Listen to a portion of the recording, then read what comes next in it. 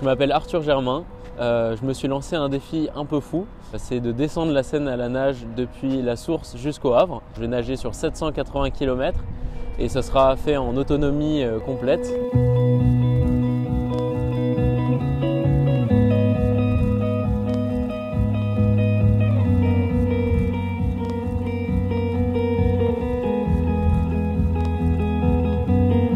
Alors en fait moi je pars de Source-Seine vers Dijon.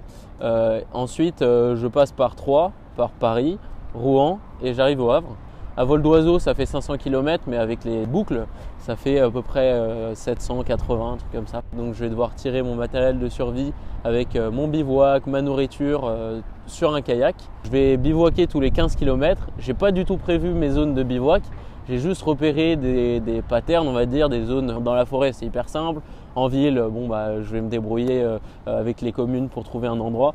Personne ne devra m'aider, aucun ravitaillement, voilà. Donc quand je pars, c'est pour 52 jours et rien d'autre, quoi.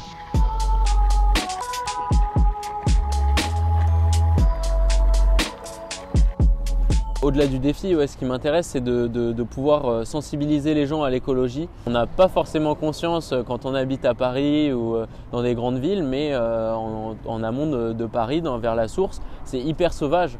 Il y a vraiment une faune, une flore qui sont magnifiques et qu'elle est fragile et qu'aujourd'hui on la maltraite. Et c'est ça qui est assez impressionnant quand on regarde le parcours de la Seine.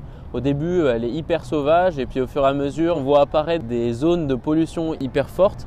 Et puis même en arrivant dans les grandes villes, on va voir tous les déchets qui sont partout sur le fleuve. Et moi, j'ai nagé dedans, donc je pense que ça peut être aussi assez impressionnant des images à voir en immersion dans les déchets.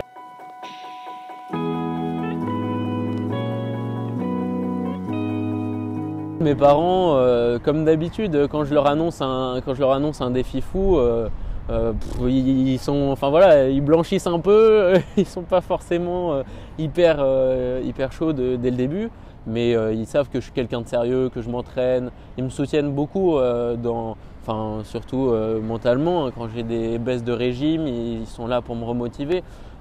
C'est leur rôle, mais en tout cas, moi j'aurais pas vraiment laissé le choix, hein.